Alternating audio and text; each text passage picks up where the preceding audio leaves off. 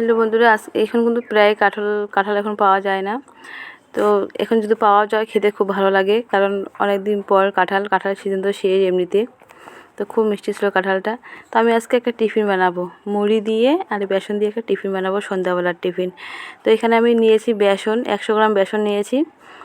আর এখানে দিচ্ছি পেঁয়াজ, মোটা মোটা করে কেটে দিচ্ছি, কাঁচা লঙ্কাও দিয়েছি। দিয়ে ভালো করে এগুলো হাত দিয়ে মানে পেঁয়াজগুলো যে আছে ভেঙে নিব, গোটা গোটা পেঁয়াজগুলো। এখন আমি জল দিব না, ভালো করে মিক্স করে নিচ্ছি। এখানে দিয়ে দিলাম একটু গুঁড়া লঙ্কা আর একটু দিলাম, কেন একটু টিফিন তো ঝাল ঝাল হলে ভালো লাগে, কিন্তু তোমরা তোমাদের হিসাব মতো দিও। আমি এখানে দিয়ে দিলাম কয়েকটা কালো জিরে, দিয়ে এবার ওগুলো হাত দিয়ে এসে করে নিলাম। এখন দিব আমি জল দিয়ে একটা বেটার বানিয়ে নিব। এখানে দিচ্ছি স্বাদ অনুযায়ী নুন, দিয়ে ভালো করে মেখে নিচ্ছি। লবণটা হিসাব মতোই দিও।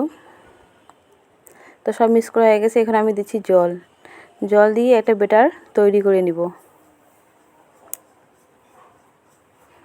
বেশি মোটা হবে না, বেশি পাতলা হবে না, বেটার তৈরি হয়ে গেছে। এখানে দিচ্ছি এবার মুড়ি। এখানে মুড়িগুলো দিয়ে দিলাম, মুড়িগুলো ভালো করে দিয়ে মেখে নিচ্ছি। তোমরা চাইলে যদি মুড়ি গোটা গোটা রাখতে চাও তাহলে সাথে করে ভাজবে। তো আমি 5 মিনিট রেখে দিচ্ছি, তো মুড়িগুলো ভিজে যাবে। 5 মিনিট পরে আমি আবার ফিরে আসছি।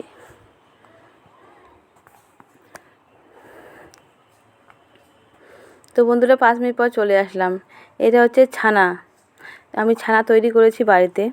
তো এই ছানাটা আছে, ছানাটা আমি দিয়ে দিচ্ছি ওর মধ্যে। আপনারা চাইলে নাও দিতে পারেন।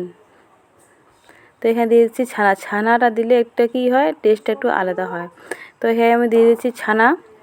তো ছানা দেওয়া আমার হয়ে গেছে, এবার ভালো করে আবার মেখে নিব। তো এবার ছানাগুলো দিয়ে দিচ্ছি, ছানাগুলো দিয়ে ভালো করে মেখে নিব। ভালো করে মেখে নিচ্ছি, তাতে ছানা আর যে মুড়ি আর যে বেসনটা আছে একসাথে হয়ে যায়। তো মাখা আমার হয়ে গেছে। এখানে কড়াইতে তেল দিয়েছি, তেল গরম হয়ে গেছে। এবার দেখো আমি এখানে যেমন যে বড়া বা পকোড়া ভাজে সেভাবে ভেজে নিচ্ছি। আপনারা চাইলে গোল গোল করে ভাজতে পারেন, যেমন আপনার খুশি সেইভাবে ভাজতে পারেন, কোনো অসুবিধা নেই। তো আমি এখানে ভাজছি, আর একটা দিয়ে দেবো।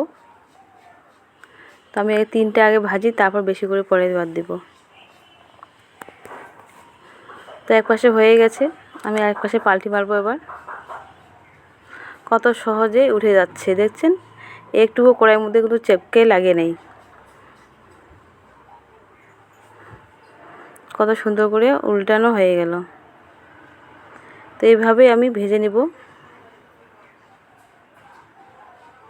তো বন্ধুরা এইভাবে বানাবেন। কেউ হুট করে কোনো গেস্ট এসে গেল আপনার বাড়িতে, যদি থাকে শুধু বেসন আর মুড়ি, এইগুলো তো সবার বাড়িতেই থাকে, সবার রান্নাঘরেই থাকে। এইভাবে চটপট করে বানিয়ে নেবেন, খুব ভালো লাগবে খেতেও, আর যাকে বানিয়ে দেবেন সে খুব খুশি হবে। নতুন একটা রেসিপি এটা।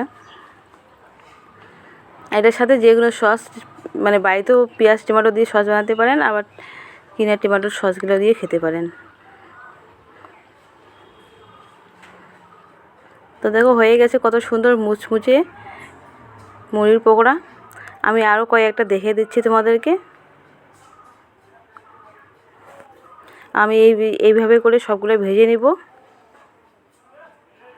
তো বন্ধুরা যারা আমার ভিডিও তোমরা দেখো, প্লিজ ফার্স্ট থেকে লাস্ট অবধি দেখবে, আর আমার চ্যানেলটাকে অবশ্যই সাবস্ক্রাইব করে দিবে। তোমরা কমেন্ট করে জানাবে যে তোমাদেরকে কেমন লাগে আমার ভিডিও। আর মেন কথা হচ্ছে তোমরা আমার চ্যানেলটা ফার্স্ট থেকে লাস্ট অবধি দেখবে, আর একটু লাইক করে দিবে। এত কিছু তো করো, একটু লাইক করলে কি কিছু হয়ে যায়? কিছু হবে না। তো তোমরা যদি একটু লাইক করো, লাইক করলে যদি একটু কারো কিছু যদি ভালো হয়ে যায়, তোমরা কি চাও না কারো ভালো হোক, কিছু চাও না? প্লিজ একটু লাইক করে দিও, আর আমার চ্যানেলটাকে শেয়ার করে দিও, আর আমার চ্যানেলটাকে সাবস্ক্রাইব করে দিও।